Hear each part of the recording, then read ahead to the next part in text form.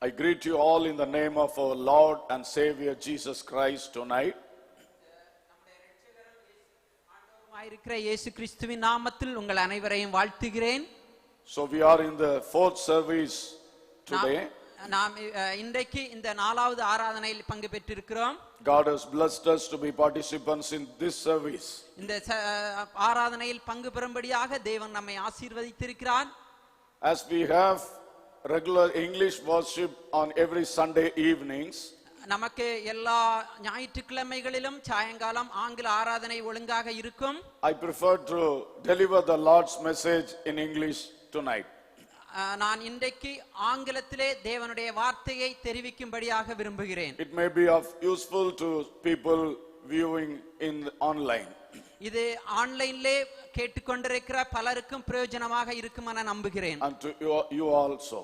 உங்களுக்கும் கூட, இங்கே வந்திருக்கும் உங்களுக்கும் கூட. Today I was speaking about faith in all our services. நான் இன்றைக்கு நடந்த எல்லா ஆராதனையிலும் விசுவாசத்தை பற்றி பேசினேன். Faith is a very precious and very important thing in our life. விசுவாசம் என்பது நம்முடைய வாழ்க்கையிலே இன்றியமையாத மிக முக்கியமான ஒன்றானதாகும். So in the first service we were meditating on faith as compared to a ship. முதலாவது ஆராதனையிலே விசுவாசத்தை ஒரு கப்பலோடு ஒப்பிட்டு நாம் பார்த்தோம். And in the second service we were meditating on faith in comparison to a shield that is used in warfare. இரண்டாவது ஆராதனையிலே நாம் விசுவாசத்தை ஒரு கேடயமாக ஒப்பிட்டு பார்த்தோம். And in the third service we were meditating the word of the faith in comparison with the sacrifice. Faith as a sacrifice. மூன்றாவது ஆராதனையிலே விசுவாசத்தை ஒரு பலிக்கு ஒப்பிட்டு நாம் பார்த்தோம். And now I am going to preach on faith in comparison with gold.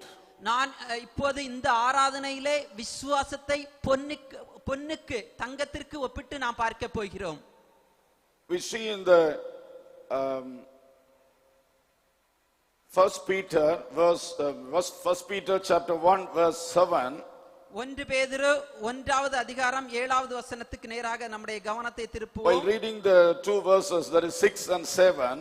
6 மற்றும் 7 வசனங்களை நான் வாசிக்கிறேன். In this you greatly rejoice, though now for a little while, if need be, you have been grieved by various trials, that the genuineness of your faith, being much more precious than gold that perishes, though it is tested by fire, may be found to praise, honor and glory at the revelation of Jesus Christ.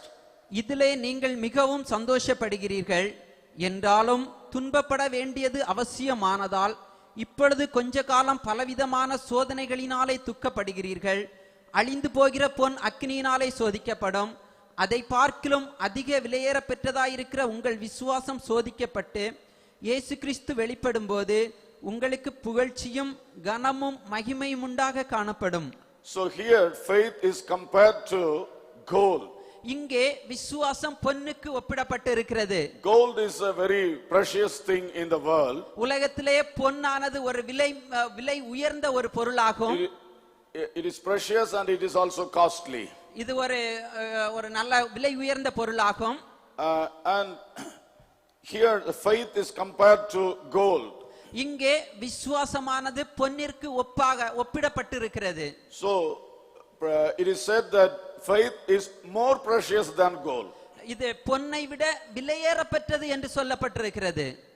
While we study in comparison with gold, நாம் அந்த பொன்னோடு அதை ஒப்பிட்டு நாம் படிக்கும்போது, first I want to tell you about the faith to be formed, the formation of faith.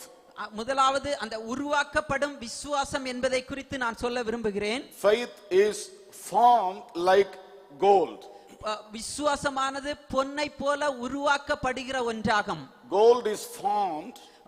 பொன்னானது விளைகிறது. Scientists say that due to some nuclear fusions the gold is formed. ஆராய்ச்சியாளர்கள் சொல்லுகிறார்கள் சில வேதியியல் மாற்றங்களினால் பொன் உருவாகிறது என. the gold that is formed in certain places are more precious than the gold found in other places. சில இடங்களிலே பொன்னானது விளைகிறதா இருக்கிறது, அது மற்ற இடங்களில் விளைகிறதை விட அதுக்கு சற்று விலையேற பெற்றதா இருக்கிறது. So while we say about the speak about the formation of the gold, நாம் அந்த பொன் விளைகிறதை பற்றி பேசும்போது in the book of Genesis chapter 2 we find this thing. ஆதியாகமம் 2ஆம் அதிகாரம் 11-12 வசனங்களிலே நாம் இதனை There வாசிக்கிறோம். it is written, the name of the first river is Pison. It is the one which skirts the whole land of Havilah, where there is gold, and the gold of that land is good. முதலாம் ஆற்றுக்கு பைசோன் என்று பெயர். அது Avila தேசம் முழுவதையும் சுற்றி ஓடும். அவ்விடத்திலே பொன் விளையும். அந்த தேசத்தின் பொன் நல்லது. அவ்விடத்திலே பிதோலோகம் கோமேதக கல்லும் உண்டு. So here a particular place is mentioned where gold is formed. இங்கே பொன் விளைகிற ஒரு இடத்தை பற்றி குறிப்பிடப்பட்டிருக்கிறது. And it is also referred that the gold that is formed in that place is very precious. மேலும் அதிலே என்ன சொல்லப்பட்டிருக்கிறது என்றால் அந்த இடத்திலே விளைகிற பொன் மிகவும் நல்லது, மிகவும் விலையேற பெற்றது.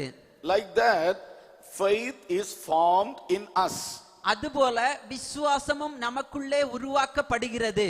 In Hebrews chapter 12 verse 1, எபிரேயர் 12:1 இவ்விதமாக சொல்லுகிறது. in English Bible it is found in the verse 2.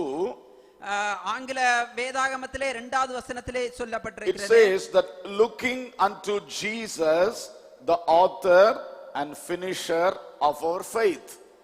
இங்கே இயேசு கிறிஸ்துவை பற்றி சொல்லும்போது அவர் நம்முடைய விசுவாசத்தை துவக்குகிறவரும் முடிக்கிறவருமாய் இருக்கிறார் என்று. The author and finisher of our faith. அவர் நம்முடைய விசுவாசத்தை துவக்குகிறவரும் முடிக்கிறவருமாய் இருக்கிறார். So just like gold is formed, faith is formed inside us. பொன் அந்த உருவாக்கப்படுகிறது போல விசுவாசமும் நம்முடைய இருதயத்திலே உருவாக்கப்படுகிறது. It is formed by Jesus. இது இயேசுவால் உருவாக்கப்படுகிறது. Jesus is producing faith inside a human being. இயேசுவானவர் மனித இருதயங்களுக்குள்ளாலே விசுவாசத்தை உருவாக்குகிறார். So now the first point is faith should be formed in us.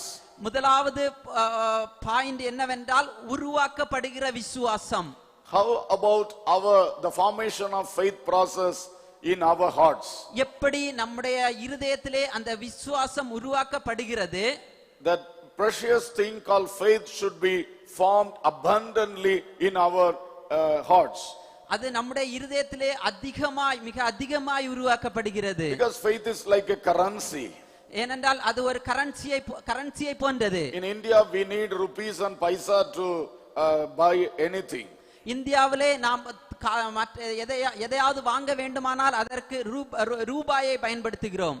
Just like that, if you want to get anything from God or anything from heaven, we should give faith for that. அதுபோல நாம் தேவனிடத்திலிருந்து எதையாவது பெற்றுக்கொள்ள வேண்டும் என்றால் நாம் விசுவாசத்தை செலுத்த வேண்டும். So if we have abundant faith in us, நம்மிடத்தில் ஏராளமான விசுவாசம் இருக்குமானால் we can buy the riches of heaven. நாம் பரலோகத்திலிருந்து அதிக பொக்கிஷங்களை பெற்றுக்கொள்ளலாம். Hallelujah. Hallelujah. God only expects faith from us to give anything.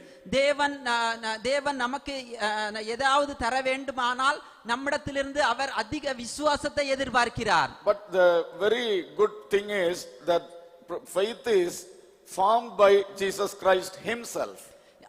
ஆனால் அதில் ஆச்சரியப்படத்தக்க விஷயம் என்னவென்றால் அந்த விசுவாசத்தை நமக்குள் உருவாக்குகிறவரும் இயேசு கிறிஸ்து தான். Rupees and paisa has to be earned by yourself. அந்த ரூபாவை நாம் தான் சம்பாதிக்க வேண்டும். But here the faith is given to us freely. ஆனால் இங்கே விசுவாசம் நமக்கு இலவசமாக கொடுக்கப்படுகிறது. What all process we are doing, we are laboring to earn rupees and paisa. அந்த ரூபாயை நாம் சம்பாதிக்க நாம் எவ்வளவோ செயல்களை செய்கிறோம், எவ்வளவோ கஷ்டப்படுகிறோம். But here Jesus Christ does it for us very freely. ஆனால் இங்கே இயேசு கிறிஸ்து விசுவாசத்தை நமக்கு இலவசமாய் தந்து We கொண்டிருக்கிறார். only have to give our hearts to him, நாம் அவருக்கு நம்முடைய இருதயத்தை மாத்திரம் கொடுக்க give வேண்டும், our lives to him. நம்முடைய வாழ்க்கையை அவருக்கு கொடுக்க So வேண்டும். then Jesus will start his work in us. நாம் அப்படி கொடுத்தால் அவர் அவருடைய கிரியையை நமக்குள்ளாலே செய்ய ஆரம்பிப்பார். Whatever material blessings you have to receive in this world, இந்த உலகத்திலே நாம் எவ்வளவோ ஆசீர்வாதங்களை பெற்றிருக்கிறோம், whatever material blessings எவ்வளவோ விதமான ஆசீர்வாதங்கள், and the spiritual blessings, எவ்வளவு விதமான ஆவிக்குரிய ஆசீர்வாதங்கள், and we need blessings for our family, நம்முடைய குடும்பத்திற்கு ஆசீர்வாதம் தேவைப்படுகிறது, blessings in our handworks, நம்முடைய கைவேலையிலே ஆசீர்வாதங்கள், in our fields, நம்முடைய வேளாண்மையிலே, in our workplaces, நம்முடைய வேலை செய்யும் இடங்களிலே, everywhere we need blessings from God. எல்லா இடங்களிலும் நாம் தேவனுடைய ஆசீர்வாதங்களை தேடுகிறோம். Our needs should be met out. நம்முடைய தேவைகள் சந்திக்கப்படுவதற்காக For all these, faith is needed. இவைகள் எல்லாவற்றிற்கும் விசுவாசம் தேவைப்படுகிறது. If you have faith in your hearts, உங்களுடைய இருதயத்திலே விசுவாசம் இருந்தால் you won't go poor. நீங்கள் You நீங்கள் won't go poor. நீங்கள் ஏழையாக போக You மாட்டீர்கள், won't go empty-handed. வெறுங்கையாய் போக மாட்டீர்கள். God will bless you. தேவன் உங்களை So ஆசீர்வதிப்பார். the faith is the one thing that receives every blessings. அந்த எல்லா ஆசீர்வாதங்களையும் பெறுவதற்கான ஒரே சோர்ஸ் என்னவென்றால் விசுவாசம் தான். And the very, very good news is that great faith is formed by Jesus Christ himself. அதிலே ஆச்சரியமான விஷயம் என்னவென்றால் அந்த பெரிய விசுவாசத்தை நமக்குள்ளாலே உருவாக்குகிறவர் இயேசு கிறிஸ்து. In English it is written, he is the author of our faith. இங்கே ஆங்கில வேதாகமத்திலே அவர் அதை துவக்குகிறவர் என்று எழுதி இருக்கிறது. But the real meaning of author is different. ஆனால் அந்த ஆதரனுடைய அந்த real meaning, Author means a man who edits a book. Author என்றால் அதை எழுதுகிறவர், ஒரு புத்தகத்தை எழுதுகிறவர். So he starts and he authors the full things that are related with faith inside us. விசுவாசத்தை குறித்த எல்லா காரியத்தையும் அவர் நம்முடைய இருதயத்திலே அப்படியே எழுதுகிறார். And he is the one who finishes that also. அந்த விசுவாசத்தை முடிக்கிறவரும் அவரேதான். That the term finishes gives us the meaning of a completing thing. அந்த முடிக்கிறது என்றால் அதை பூரணப்படுத்துகிறது என்று அர்த்தம். So the faith that Jesus has started in us, அந்த விசுவாசத்தை அவர் நமக்குள்ளாலே துவக்குகிறார். see, if a gold has to be formed, அந்த ஒரு பொன் உருவாக்கப்பட வேண்டுமானால் it takes a process. அதிலே சில காரியங்கள் It இருக்கிறது, takes some time. அதுக்கு சில நேரம் தேவைப்படுகிறது. In due course of time it forms as a gold. அது அந்த process முடிந்து அந்த நேரங்கள் முடிந்த பின்புதான் அது பொன்னாக மாறுகிறது. So like that, faith is also growing in us. அதுபோல விசுவாசமும் நமக்குள்ளாலே வளர்ந்து It கொண்டே is getting இருக்கிறது. formed in us from day to day. அது உருவாக்கப்பட்ட நாள் முதல் ஒவ்வொரு நாளும் வளர்ந்து கொண்டே So இருக்கிறது. Jesus is doing that work inside us. அதை இயேசு கிறிஸ்து நம்முடைய இருதயத்திலே அவர் பண்ணி கொண்டிருக்கிறார். Then how this faith is, how Jesus is forming the faith inside us. எப்படி அவர் நம்முடைய இருதயத்துக்குள்ளாலே அதை உருவாக்குகிறார். We read in the epistles to the Romans chapter 10 verse 17. ரோமர் 10:17. 10:7 சொல்லி இருக்கிறது. 17. It reads so then faith comes by hearing and hearing by the word of God. விசுவாசம் கேள்வியினாலே வரும், கேள்வி தேவனுடைய வசனத்தினாலே வரும். So here the word of God is the source of faith. தேவனுடைய வார்த்தை தான் விசுவாசத்தின் மூலம். So we know Jesus Christ is the word of God. நமக்கு தெரியும் இயேசு கிறிஸ்து தான் தேவனுடைய வார்த்தை. He came in flesh. அவர் மாமிசத்தில் வந்தார். So Jesus Christ himself is word of God. இயேசு கிறிஸ்து தான் தேவனுடைய வார்த்தை. And he has given us in writing the word of God. Our In writing he has given us the word of God. அவர் அந்த தேவனுடைய வார்த்தையை நமக்கு எழுதி தந்திருக்கிறார். That is the Holy Bible, the scripture. அதுதான் தேவனுடைய வசனம். So this word of God when we read it again and again, it produces faith in us.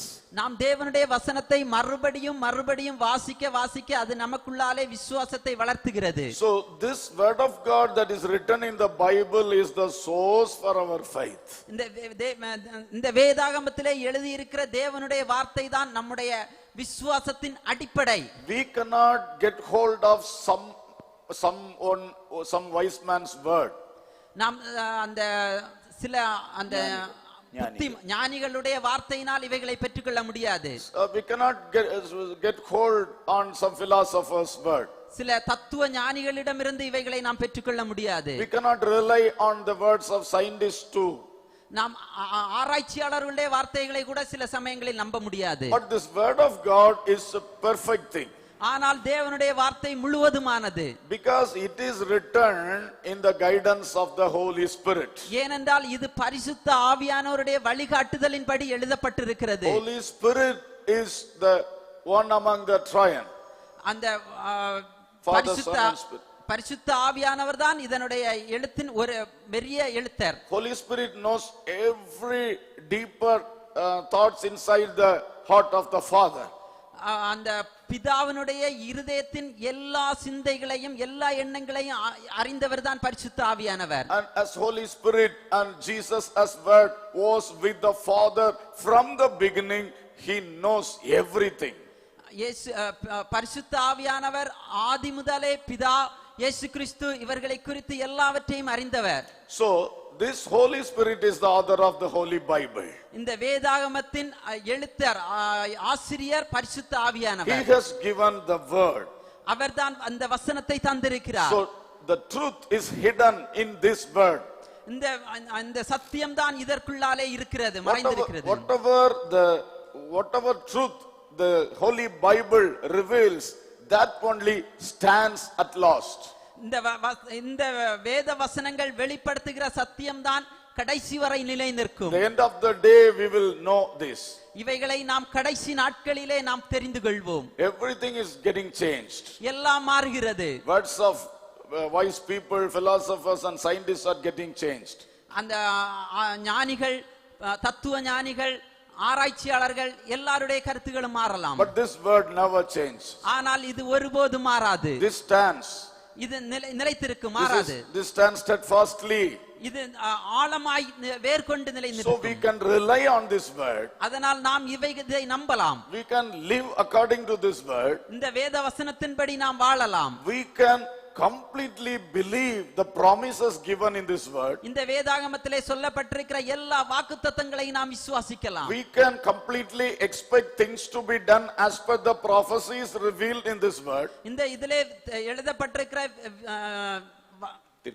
தீர்க்க தரிசன வசனங்களை நாம் அப்படியே நம்பலாம், விசுவாசிக்கலாம். So this is the one and only book that can be a source to our faith. இந்த ஒரே ஒரு book, இந்த ஒரே ஒரு வேதாகமம் தான் நம்முடைய விசுவாசத்தின் அடிப்படை ஆதாரம். So if we leave this word and we make another thing as our source, then it will be like a foolish man who built his house on the mud. நாம் இந்த வேத வசனத்தை விட்டுவிட்டு இன்னொன்றை ஆதாரமாக கொண்டு இன்னொன்றை நம்பி அந்த காரியங்களை செய்வோம் என்றால் புத்தி இல்லாத மனிதன் மணல் மேல் கட்டின வீட்டுக்கு அது ஒப்பாகும். But when we build our lives according to this word of God, நாம் நம்முடைய வாழ்க்கையை இந்த வேத வசனத்தின்படி கட்டுவோமானால், then we will be surely the wise man that Jesus referred to in that parable. அப்படியானால் இயேசு கிறிஸ்து வேதாகமத்தில் சொல்லியுள்ள அந்த புத்தியுள்ள மனிதன் கட்டினதை போல நாமும் கட்டினவர்களாயிருப்போம். We will be building our lives on the rock. நாம் நம்முடைய வாழ்க்கையை அந்த கற்பாறையின் மேல் கட்டினவர்களாயிருப்போம். Jesus said, இயேசு சொன்னார், whomsoever does the will of God, he has to hear the word of God and do accordingly. Whosoever has to do according to the will of God, they have to do according to the word of God.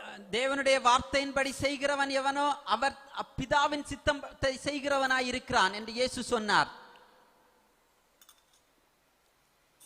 So the word of God is the fundamental or source for our faith. இந்த வேத வசனம் தான் நம்முடைய விசுவாசத்தின் ஆதாரம், ஆரம்பம், அனைத்துமே. In this verse it is clearly said, இந்த வசனத்திலே இது தெளிவாக சொல்லப்பட்டிருக்கிறது. faith comes by hearing. கேள்வி விசுவாசம் கேள்வியினாலே வரும், கேள்வி தேவனுடைய வசனத்தினாலே வரும். So we hear this word of God. நாம் இந்த தேவனுடைய வசனத்தை கேட்கும்போது it enters into our minds through our ears and through our eyes also. அது நம்முடைய செவியின் மூலமாக, நம்முடைய கண்களின் மூலமாக நம்முடைய இருதயத்திற்கு வருகிறது. It goes inside and it starts the formation of faith in us. அது நம்முடைய இருதயத்துக்குள்ளாலே சென்று நமக்குள்ளாலே அந்த விசுவாசத்தை வளர்த்துகிறது. Every time word of God enters us, ஒவ்வொரு முறையும் தேவனுடைய வசனம் நமக்குள்ளாலே உட்புகும்போது it enables the process of formation of faith inside us. அது ஒவ்வொரு முறையும் விசுவாசத்தை நமக்குள்ளாலே வளர்த்தி கொண்டு வருகிறது. So my dear brethren, please take your Bible, open the Bible and read every day. அதனால் என்னுடைய அன்பு சகோதர சகோதரிகளே, ஒவ்வொரு நாளும் வேதாகமத்தை திறந்து வாசியுங்கள். Whenever the word enters you, your faith is formed. எப்போதெல்லாம் தேவனுடைய வசனம் உங்கள் இருதயத்துக்குள்ளால் செல்லுகிறதோ அப்போதெல்லாம் விசுவாசம் வளர்ந்து கொண்டே Your இருக்கும். faith grows. அந்த விசுவாசம் வளரும். So you will be spiritually rich. அதனால் நீங்கள் ஆவிக்குரிய வாழ்க்கையிலே ஐஸ்வர்யவான்களாகலாம். So you have to read the word genuinely. நீங்கள் ஒவ்வொரு நாளும் தேவனுடைய வசனத்தை வாசிக்க வேண்டும். Try to meditate on some verses. சில வசனங்களை தியானிக்க வேண்டும். Try to take it in your minds. அவைகளை உங்கள் சிந்தையிலே எடுத்துக்கொள்ள பிரயாசியுங்கள். You can by heart some verses too. அந்த மக்க பண்ணலாம், நீங்கள் மனப்பாடம் கூட செய்து கொள்ளலாம். So that will be of great use. அது மிகப்பெரிய பலன்களை கொண்டு வரும். Sometimes these cows intake the food and then while resting they will be again chewing the food. சில வேளைகளிலே அந்த பசுவை நாம் பார்க்கிறோம், அது உணவுகளை எடுத்துவிட்டு பின்பு சற்று ஓய்வெடுத்து அவைகளை அசை போடும். So if we memorize one or two verses early in the morning, that can be again and again meditated in our minds while we are in the work. சில வேளைகளிலே காலை நேரங்களிலே நாம் மெமரைஸ் பண்ணுகிற அந்த மனப்பாடம் செய்கிற வசனங்களை நாம் வேலை செய்யும் போது மறுபடியும் அசை போட்டு பார்க்கலாம். So how much you take the word of God inside you, எவ்வளவு வசனங்களை அதிகமாய் நீங்கள் உங்களுக்குள்ளாலே எடுத்துக்கொள்ளுகிறீர்களோ, how sincerely you take inside, எவ்வளவு எடுக்கிறீர்களோ. Sometimes the intake of food will be in an abnormal way. Some children used to push everything inside the mouth. சில வேளைகளிலே சில பிள்ளைகள் எல்லா உணவுகளையும் அப்படியே வாயிலே போடுவார்கள். Then most of the thing will go out like that. அதுவும் அப்படியே சில நேரங்களிலே அநேகமும் அப்படியே போய்விடும். But the chewing process is a good process. ஆனால் இந்த அசை போடுகிறது என்பது மிகவும் ஒரு நல்ல ஒரு பழக்கம். It enables good digestion. அது ஒரு நல்ல ஜீரண தன்மையை நமக்குள்ளே கொடுக்கும். Many parts of the food will enable our physical growth. அதிலே அந்த உணவுலே இருக்கிற பல பொருட்கள் நம்முடைய ஆரோக்கியத்துக்கு அது நன்றாக முடிகிறது. So if we just going on reading the Bible without setting our mind in that, it is like eating much but of no use. சில வேளைகளிலே நாம் அப்படியே சும்மா அப்படியே வாசித்து விட்டு அதை ஒன்றுமே மனதிலே வைக்காமல் அப்படியே விடுகிறது. நம்ம உணவை அதிகமாய் சாப்பிட்டு விட்டு அப்படி பலன் இல்லாமல் போகிறதற்கு ஒப்பாகிறது. So at least one or two verses have to be meditated, memorized and like that. நாம் ஒன்று இல்லாவிட்டால் 2 வசனங்களையாவது நாம் தியானிக்க வேண்டும், மனப்பாடம் செய்ய வேண்டும். So faith is to be formed every day in our life. விசுவாசம் ஒவ்வொரு நாளும் நம்முடைய இருதயத்திலே உருவாக்கப்பட வேண்டும். Number 2, இரண்டாவது காரியம், faith to be inherited. விசுவாசம் சுதந்தரிக்கப்பட வேண்டும். We can inherit faith also. நாம் விசுவாசத்தை சுதந்தரிக்க வேண்டும். See, in Genesis 24:35, ஆதியாகமம் 24:35 பாருங்கள். the servant of Abraham, he went in search of a bride for Isaac.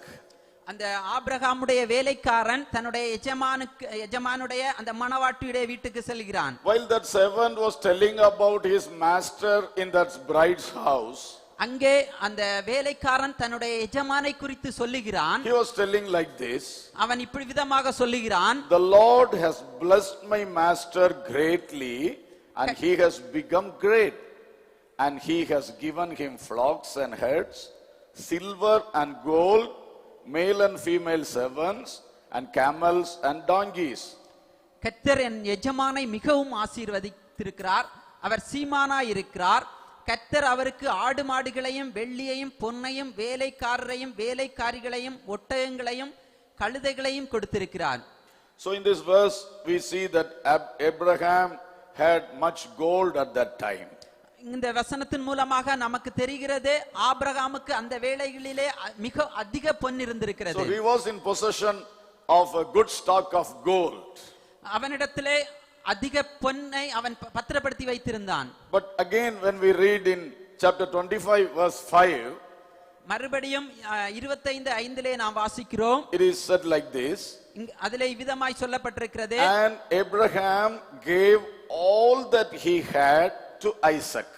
Abraham தனக்கு உண்டான யாவையும் ஈசாக்குக்கு கொடுத்தான். So we come to know that all the reserves of gold that was with Abraham was inherited by Isaac. இதிலே சொல்லப்பட்டிருக்கிறது Abraham சேர்த்து வைத்த எல்லா பொன்னையும் அப்படியே ஈசாக்கு சுதந்தரித்துக் கொண்டான். So Isaac inherited the gold among other things from his father Abraham.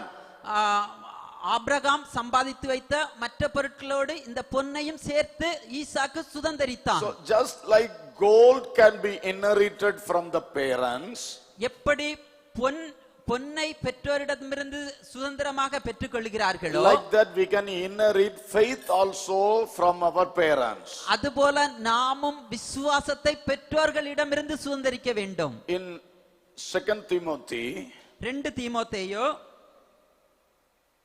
first chapter verse 4 and 5, ஒன்றாவது அதிகாரம் 4-5 வசனம், Paul says like this, அப்போஸ்தலனாகிய பவுல் இவ்விதமாய் சொல்லுகிறார், when I call to remembrance the genuine faith that is in you, which dwelt first in your grandmother Lois and your mother Eunice, and I am persuaded is in you also.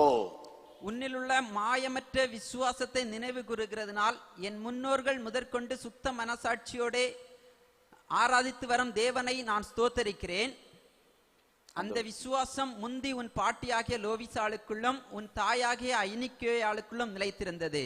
So here Timothy has inherited faith from his grandmother as well as his own mother.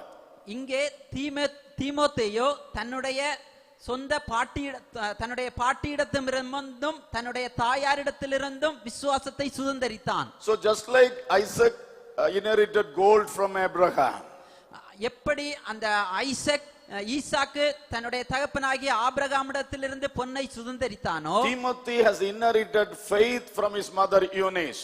அதுபோல தீமோத்தேயும் தன்னுடைய தாயிடத்திலிருந்து விசுவாசத்தை சுதந்தரித்தான். So this is a good thing to be spoken today. இது ஒரு நல்ல இன்று பேசப்பட வேண்டிய ஒரு நல்ல வார்த்தை காரியம். See, we can inherit faith from our parents. நாமும் நம்முடைய பெற்றோரிடத்திலிருந்து விசுவாசத்தை சுதந்திரமாக பெற்றுக்கொள்ள வேண்டும். If you happen to be second generation Christians, நாம் இரண்டாம் தலைமுறை கிறிஸ்டியனாக இருந்தால் it is a great blessing இது ஒரு மிக சிறந்த ஆசீர்வாதம். that we can inherit faith from our forefathers.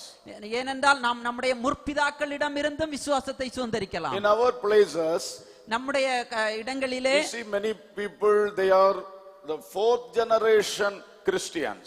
நான்காம் தலைமுறை கிறிஸ்தவர்களை நாம் பார்க்கலாம். So they are blessed people. அவர்கள் ஆசீர்வதிக்கப்பட்டவர்கள். Since from their birth, அவர்களுடைய பிறப்பிலிருந்து they were brought in a prayerful atmosphere. அவர்கள் ஒரு ஜெபம் நிறைந்த சூழலிலே வளர்க்கப்பட்டிருப்பார்கள். They were brought in a family which reads the word of God. தேவனுடைய வசனத்தை விசுவாசிக்கிற அந்த குடும்பத்திலே வளர்க்கப்பட்டிருப்பார்கள். In the childhood days itself, while the mother will be feeding the child, the mother used to tell parable stories from the Bible. அந்த சிறு பிராயத்தில் இருக்கும்போதே அந்த தாயார் அந்த பிள்ளைகளை அந்த வேதாகமத்தில் உள்ள கதைகளை சொல்லி உதாரணங்களை சொல்லி வளர்த்தி இருப்பார்கள். So that is the way they inherit faith from their parents. இதுதான் பெற்றோரிடத்திலிருந்து விசுவாசத்தை சுதந்தரிக்கும் முறை. And in their day to day life also, ஒவ்வொரு நாள் வாழ்க்கையிலும் they face the problems or they face the challenges according to the word of God. நாம் நம்முடைய பிரச்சனைகளையும் சவால்களையும் தேவனுடைய வசனத்தின்படி சந்திக்கலாம். So these children will be trained how to lead their life in future. இந்த பிள்ளைகள் எதிர்காலத்திலே எப்படி பிரச்சனைகளை சந்திக்கலாம் என சிறு வயதிலிருந்தே நல்ல பயிற்சி கொடுக்கப்பட்டு வளர்க்கப்பட்டிருப்பார்கள். So the faith that is already formed inside the parents, ஏனென்றால் விசுவாசம் ஏற்கனவே பெற்றோரிடத்தில் உருவாக்கப்பட்டிருக்கும். that faith can be shared or that can be inherited by the children. அந்த விசுவாசத்தை பிள்ளைகள் பெற்றோரிடமிருந்து சுதந்தரிக்க வேண்டும். Hallelujah. Hallelujah. So this is a great thing. இது ஒரு மிகப்பெரிய காரியம். If you are a child, உங்களுக்கு பிள்ளைகள் இருந்தால், if you are a child, நீங்கள் பிள்ளைகளாய் இருந்தால், please learn the faith from your parents. உங்கள் பெற்றோரிடத்திலிருந்து விசுவாசத்தை கற்றுக்கொள்ளுங்கள். Through their words, அவர்களுடைய வார்த்தையின் and மூலம், their deeds, அவர்களுடைய செயல்கள் மூலம், and the walks of life. அவர்களுடைய வாழ்க்கையின் மூலம். You know what is faith. நீங்கள் தெரிந்து கொள்ளலாம் விசுவாசம் என்ன. What is walking in faith? எப்படி விசுவாசத்தில் நடப்பது. So children should observe and learn this living by faith from their parents. அந்த பிள்ளைகள் எப்படி விசுவாசத்தில் நடக்க வேண்டும் என பெற்றோரிடத்திலிருந்து கற்றுக்கொள்ள வேண்டும். In short, the faith has to be inherited. நீங்கள் அந்த அவைகளை சுதந்தரிக்க வேண்டும். Your parents won't be with you always. உங்கள் பெற்றோர் எப்போதும் உங்களோடு கூட இருக்க முடியாது. After finishing 12th standard, 12ஆம் வகுப்பு முடித்த பின்பு, you may go to different places for higher studies. நீங்கள் உயர் கல்விக்காக பல இடங்களுக்கு செல்லலாம். So you should not waste the days you get to live with your parents. உங்கள் பெற்றோரோடு இருக்கிற நாட்களை நீங்கள் வீணடிக்க கூடாது. Daily you yearn the faith from them. ஒவ்வொரு நாளும் நீங்கள் விசுவாசத்தை சுதந்தரிக்க வேண்டும். You inherit it from them daily. ஒவ்வொரு நாளும் பெற்றோரிடமிருந்து அதை சுதந்தரிக்க வேண்டும். Let it form inside you. அவைகள் உங்களுக்குள் உருவாக்கப்பட வேண்டும். And another thing, மற்றொரு காரியம், you should also have a direct contact with our God. நம்முடைய தேவனிடத்தில் நீங்களும் ஒரு நேரடி தொடர்பு கொள்ளுகிறவர்களாய் இருக்க வேண்டும். You should have a divine encounter in your life. நீங்களும் உங்களுடைய வாழ்க்கையிலே ஒரு பரிசுத்த ஜீவியம் செய்ய வேண்டும். So as Jacob had a divine encounter in a dream, தேவனுடைய சந்திப்பு ஒரு யாக்கோபு தேவனுடைய சந்திப்பை ஒரு சொப்பனத்தில் பெற்றது போல நீங்களும் பெற வேண்டும். Till then Jacob would have been telling, I know the father of Abraham and I know the father of Isaac. அதுவரை யாக்கோபு சொல்லி கொண்டு வந்தான், எனக்கு ஆபிரகாமின் தேவன் ஈசாக்கின் தேவன். But when he had the direct encounter with God, தேவனோடு ஒரு நேரடி தொடர்பு பெற்றபோது, from then onwards he can boldly say, he is my God. அதன் பின்பு அவன் சொன்னான், அவர் என்னுடைய தேவன் என.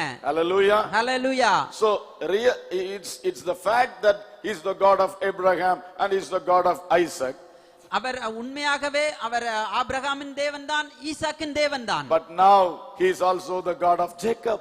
ஆனால் இப்போது அவர் யாக்கோபின் தேவனாய் மாறிவிட்டார். So all the second generation Christians should get this experience. எல்லா இரண்டாம் தலைமுறை கிறிஸ்தவர்களும் இந்த அனுபவத்தை பெற வேண்டும். We should inherit the faith from our forefathers. நம்முடைய முற்பிதாக்களிடமிருந்து நாம் விசுவாசத்தை சுதந்தரிக்க வேண்டும். And also we should make contact with the real source of faith, Jesus Christ. அதுபோல விசுவாசத்தின் மூலக்கூறாகிய ஆதியாகிய அந்த சோர்ஸ் ஆகிய இயேசுவினிடத்திலும் நாம் நேரடி தொடர்பை பெற வேண்டும். And also you should directly feed on the Bible and get this faith. அதுபோல நாமும் வேத வசனத்தை வாசித்து விசுவாசத்தை நமக்குள்ளே வளர்த்த வேண்டும். So just like gold, faith is faith can be inherited. பொன்னை போல விசுவாசத்தையும் சுதந்தரிக்கப்பட வேண்டிய Just ஒன்று. like gold, faith will grow and form and grow in our hearts. பொன்னை போல விசுவாசமும் நம்முடைய இருதயத்திலே வளர்க்கப்பட வேண்டும், உருவாக்கப்பட வேண்டும். Now I am going to tell you a third thing. நான் இப்போது மூன்றாவது காரியத்தை உங்களோடு சொல்ல விரும்புகிறேன். Faith is to be kept. அந்த விசுவாசம் காக்கப்பட வேண்டும்.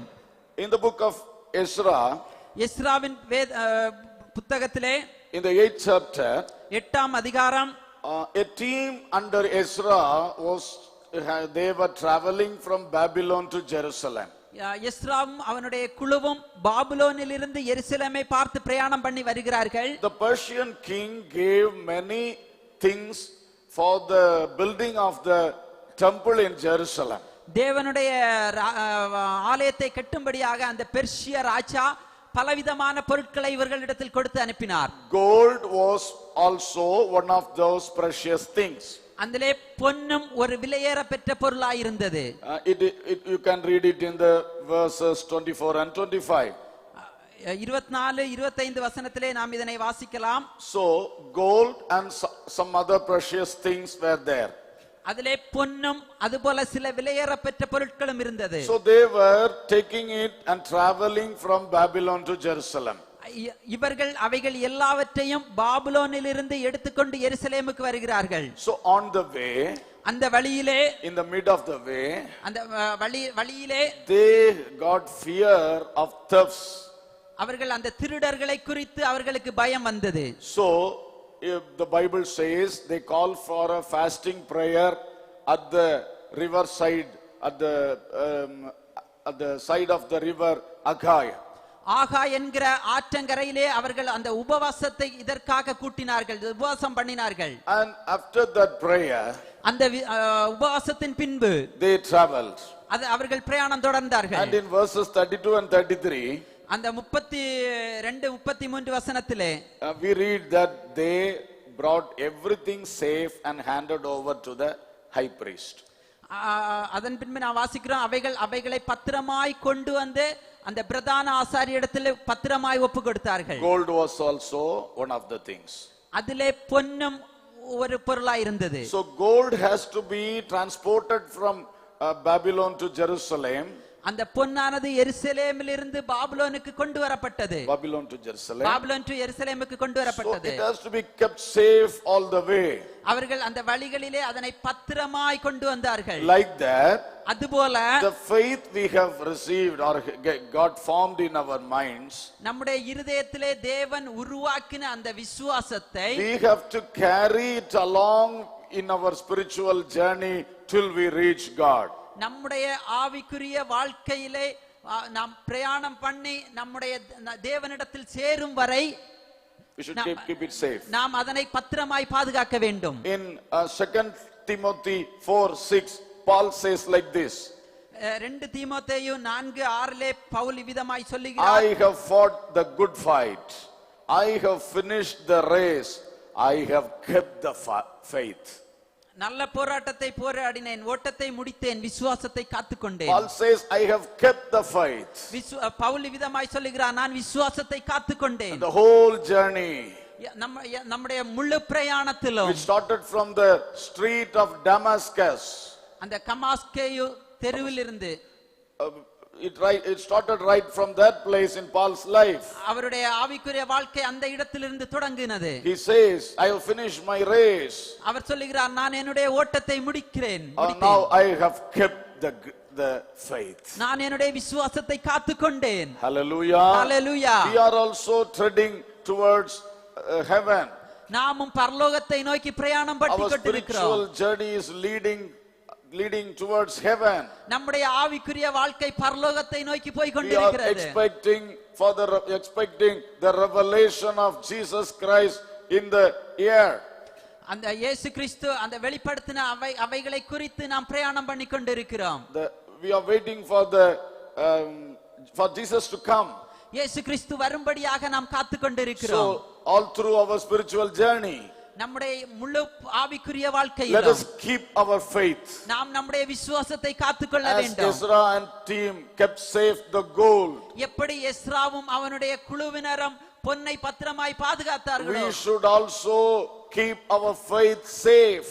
நாமும் நம்முடைய விசுவாசத்தை பத்திரமாய் காக்க வேண்டும். Faith is attacked by the wiles of Satan. அந்த விசுவாசத்தை சாத்தான் பறித்துக் கொள்ள பார்ப்பான். Especially he do some tricks. He does his wiles to attack our faith. நம்முடைய விசுவாசத்தை தகர்க்கும்படியாக அவன் பல தந்திரமான உபாயங்களை செய்யலாம். And many hearsays and the teachings of hearsays, they attack our faith. பலவிதமான துருபதேசங்களினாலே அவன் நம்முடைய விசுவாசத்தை தகர்க்க So பார்ப்பான். we should keep our faith from all these attacks. ஆனால் இவை இந்த எல்லா தாக்குதல்களில் இருந்தும் நாம் நம்முடைய விசுவாசத்தை காக்க வேண்டும். Hallelujah. Hallelujah. So keeping our safe is very important, like forming of that faith inside us. பொன் அந்த விசுவாசம் உருவாக்கப்படுவதை போல நாம் விசுவாசத்தை காக்கப்பட வேண்டியது இன்றியமையாத ஒன்றாகும். And again Paul says to Timothy, மறுபடியும் பவுல் தீமோத்தேயுவுக்கு விதமாய் சொல்லுகிறார். in his first letter to Timothy, chapter 3, verse 9, 1 தீமோத்தேயு 3:9 விதமாய் சொல்லுகிறார். Timothy, you should give orders to the elders to keep the mystery of faith. விசுவாசத்தின் ரகசியத்தை சுத்த மனசாட்சியிலே காத்துக்கொள்ளுகிறவர்களாய் இருக்க வேண்டும். So all the ministers of God, எல்லா தேவனுடைய ஊழியக்காரர்களும் they should keep safe the mystery of this great faith. தேவனுடைய இந்த ரகசியமான விசுவாசத்தின் ரகசியங்களை நாம் காக்க வேண்டும். Because faith is a very great precious thing. ஏனென்றால் விசுவாசம் ஒரு விலையேறப்பெற்ற ஒரு பொருளாகும். It makes the life of the bearer also very precious before God. அந்த ஒரு கடினமான மனிதனுடைய வாழ்க்கையும் அது ஒரு பிரகாசிக்க பண்ணுகிற ஒன்றுதான் விசுவாசம். We have faith in us, we will be precious before God. நம்மிடத்தில் விசுவாசம் இருந்தால் நாம் தேவனுக்கு முன்பாக விலையேற பெற்றவர்களாய் When the இருப்போம். faith grows, நம்முடைய விசுவாசம் வளர and வேண்டும். we have abundant faith in us, நமக்குள்ளே அதிகமான விசுவாசம் இருக்க as the வேண்டும். faith is precious, அந்த விசுவாசம் விலையேற our பெற்றதாய் life will இருக்கிறது. also be precious. நம்முடைய வாழ்க்கையும் விலையேற பெற்றதாய் மாறும். So we should keep the faith very safe. அதனால் நாம் விசுவாசத்தை மிகவும் பத்திரமாய் பாதுகாக்க And வேண்டும். coming to my last point, நான் என்னுடைய கடைசி பாயிண்ட்க்கு நேராக வருகிறேன். faith is to be tested. விசுவாசமானது பரீட்சிக்கப்படுகிறது. It is often tested by God. சில வேளைகளிலே அது தேவனால் சோதிக்கப்படுகிறது. In Proverbs 17:3, நீதிமொழிகள் 17:3 இவ்விதமாய் சொல்லுகிறது. the refining pot is for silver and the furnace for gold, but the Lord tests the hearts.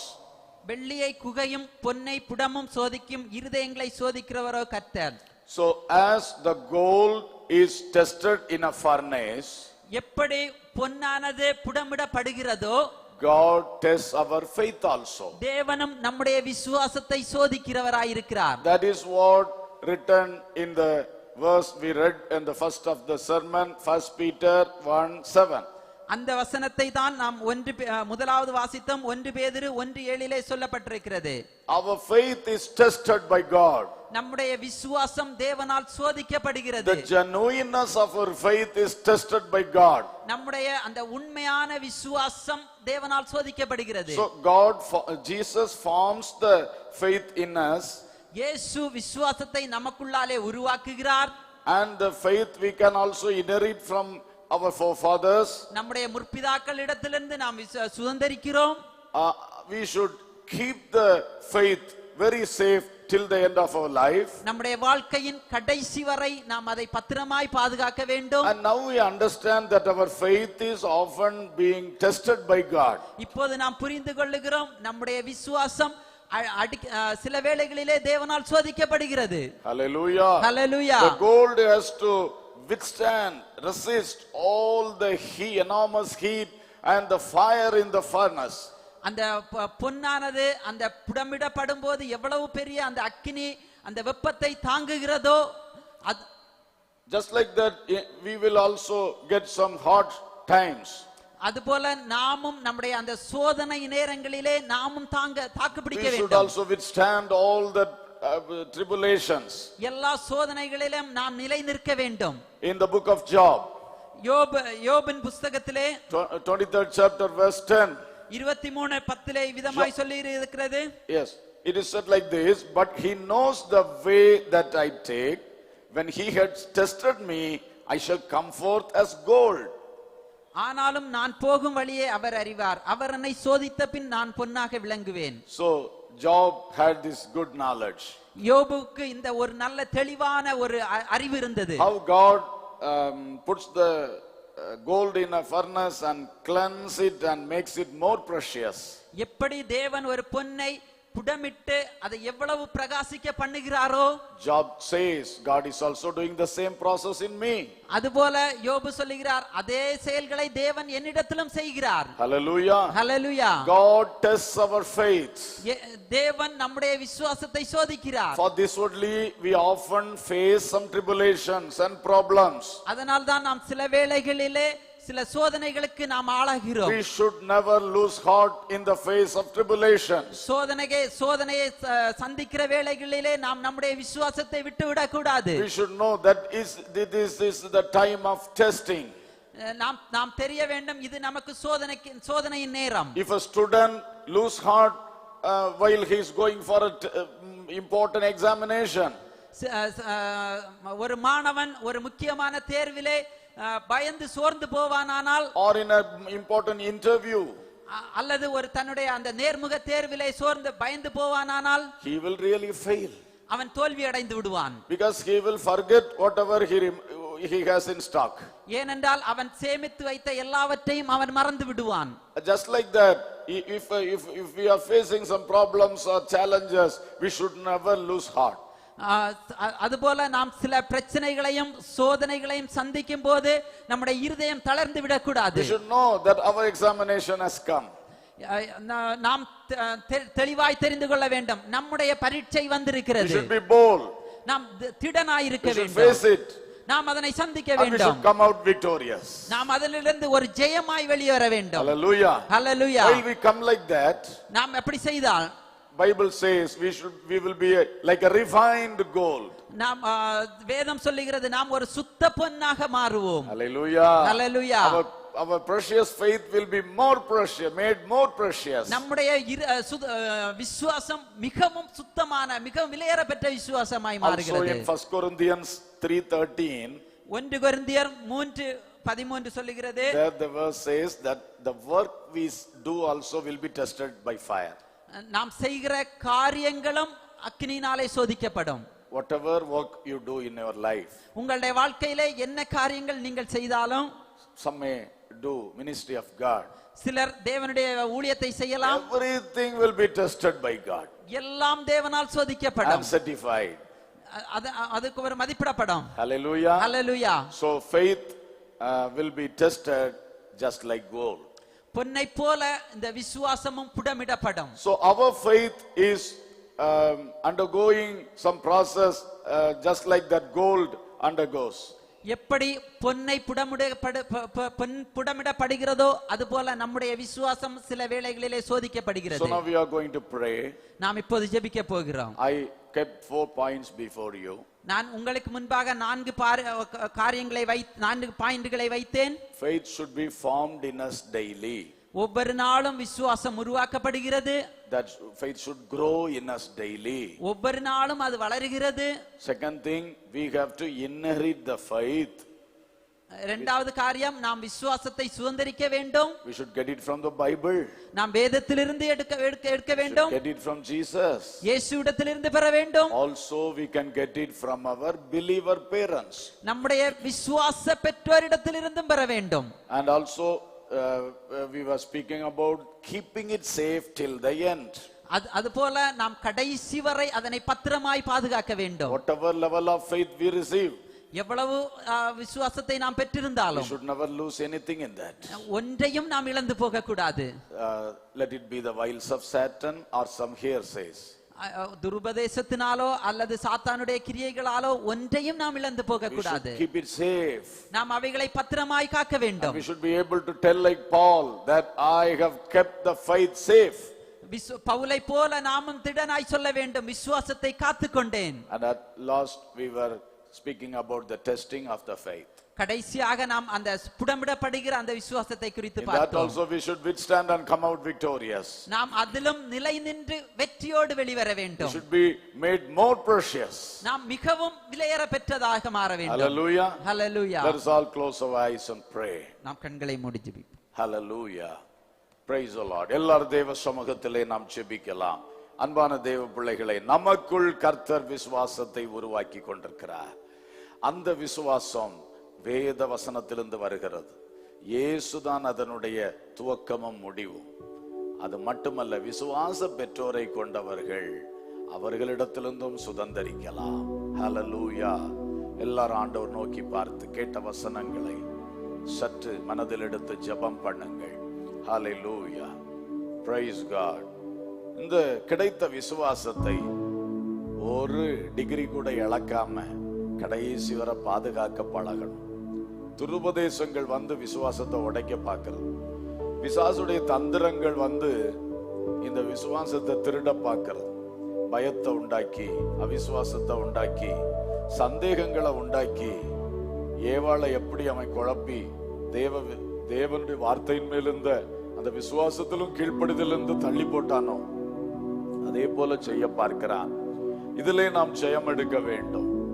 சில வேளை கர்த்தர் நம்முடைய விசுவாசத்தை பரிசோதிக்கிறார். பரிசோதிக்கிற நேரத்துல பொறுமையோடு, யோபின் பொறுமையை குறித்து நீங்கள் அறிந்திருக்கிறீர்களே, பொறுமையுடன் அதை சகித்து வெற்றியாக வெளியே வர வேண்டும். அழுகையின் பள்ளத்தாக்கை உருவ நடந்து நீரோற்றாக்கி கொள்ள வேண்டும். ஹல்லேலூயா. எல்லாரும் ஸ்தோத்திரம் பண்ணுவோம். Glory, praise the Lord. Hallelujah, hallelujah. ஸ்தோத்திரம், ஸ்தோத்திரம், ஸ்தோத்திரம், ஸ்தோத்திரம். அன்புள்ள பிதாவே, நல்ல தகப்பனே, நாங்கள் உம்மை ஸ்தோத்திரிக்கிறோம், வாழ்த்துகிறோம். இன்று இரவு விசுவாசம் பொன்னை போன்றது என்று நாங்கள் தியானித்தோம். ஆண்டவரே, பொன் எப்படி உருவாகிறதோ அதே மாதிரி விசுவாசத்தை நீங்க எங்களுக்குள்ள உருவாக்குகிறீங்க அப்பா. பொன்னை எப்படி அந்த ஆபிரகாம் இடத்திலிருந்து ஈசாக்கு சுதந்திரித்தானோ அதே போல நாங்களும் விசுவாச பெற்றோரிடத்திலிருந்து சுதந்திரிக்கலாம் என்பதை நாங்கள் தியானித்தோம் கர்த்தாவே. எப்படி எஸ்ராவின் கூட்டத்தார் அந்த தேவாலயத்துக்கான பொன்னை பத்திரமாய் கொண்டு வந்து சேர்த்தாங்களோ அதே மாதிரி கர்த்தாவே நாங்களும் வாழ்க்கை பயணத்திலே பெற்றுக்கொள்ளுகிற விசுவாசத்தை கடைசி வரை காத்துக்கொள்ள கிருபை செய்யுங்க அப்பா. அது மட்டும் இல்ல, இந்த விசுவாசத்தை இன்னும் தரம் உயர்த்துவதற்காக அடிக்கடி நீங்க புடமிடுறீங்க.